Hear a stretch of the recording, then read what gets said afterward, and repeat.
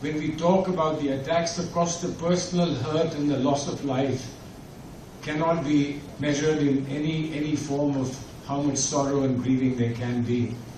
And the sort of manner in which people were taken away from their families and taken away from their valuable lives is something that is not easy for anyone to forget.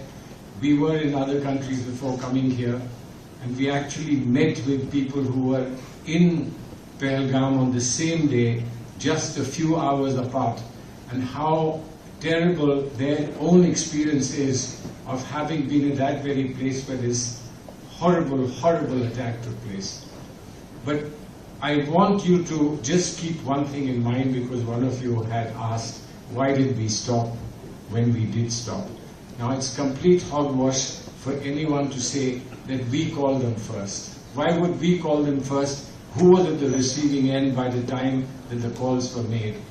It is more than clear to everybody that the call came from the DGMO of Pakistan.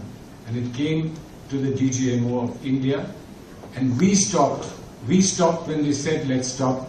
But for several hours after we had said that we will stop, and we then didn't send any further attacks on them, the shelling across the border and across the line of control continued. For at least 3-4 hours, there were violations of the ceasefire once again when the shelling continued, making it very clear that in Pakistan nobody seems to be in control. Certainly the civilian government doesn't seem to be in control.